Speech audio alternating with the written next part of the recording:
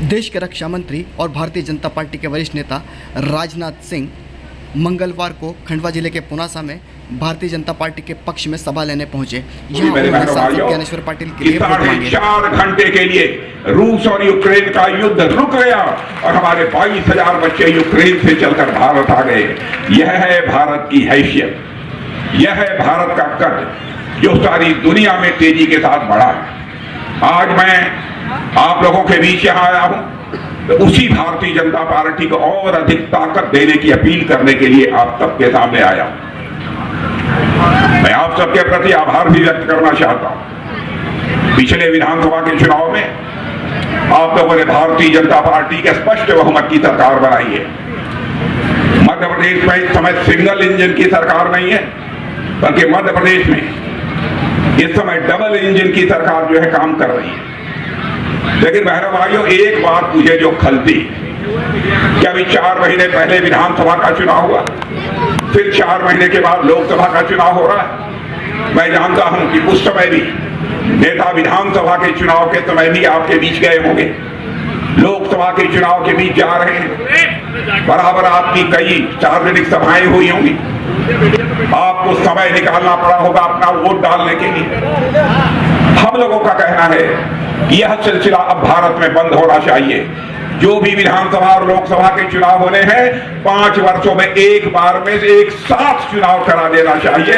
यह हमारी भारतीय जनता पार्टी का संकल्प है। और मोदी जी, हमारे यशस्वी प्रधानमंत्री मोदी जी के आप सब तो ज्ञानेश्वर पाटिल जी के लिए आया और आप लोगों ने फूलों की हार पहनाकर हम लोगों का स्वागत किया है। आप लोगों ने तालियां बजाकर स्वागत किया है। लेकिन मैं समझता हूं कि स्वागत और अभिनंदन और सलाम दुआ का कार्यक्रम कभी एकतरफा नहीं होना चाहिए। इसलिए मैं भी अपनी तरफ से शीश झुकाकर आप सभी बहनों भाइयों का हार्दिक अभिनंदन करता हूं। आप सभी का मैं स्वागत करता हूं। तरह परिचित है, बैठ जाइए ज्ञानेश्वर जी, बैठे। ज्ञानेश्वर पाटिल जी से आप अच्छी तरह परिचित हैं। ज्ञानेश्वर जी थोड़े समय के लिए संसद में भी आपका प्रतिनिधित्व किया है उन्होंने, और इस समय भी सांसद हैं।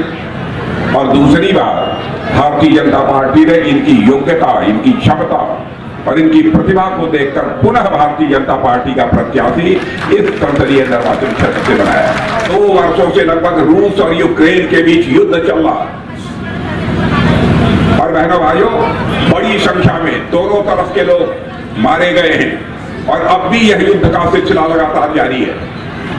जब रूस और यूक्रेन का यह युद्ध प्रारंभ हुआ था तो उस समय हमारे बहुत सारे भारत के रहने वाले बच्चे, कोई यूक्रेन में मेडिकल की पढ़ाई कर रहा था, कोई इंजीनियरिंग की पढ़ाई कर रहा था, कोई मैनेजमेंट का कोर्स कर रहा था, वहां पढ़ते थे।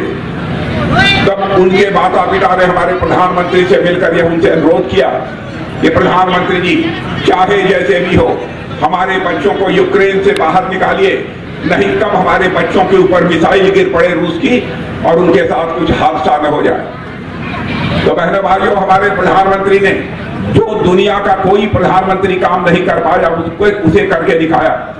चटपट। आप छोटे बच्चों से पूछोगे कि कांग्रेस, तो कहेगा कौन कांग्रेस। बच्चे से 10 साल के बाद पूछेंगे बेटा कांग्रेस जानते हो, कहेगा कौन कांग्रेस। सारे देश से अलग हो दिया। आपने डायनासोर का नाम सुना है? इसमें कितने लोगों ने डायनासोर का नाम सुना है? डायनासोर किसी ने देखा है? डायनासोर पिक्चर तो देखी होगी, वैसे नहीं देखा है।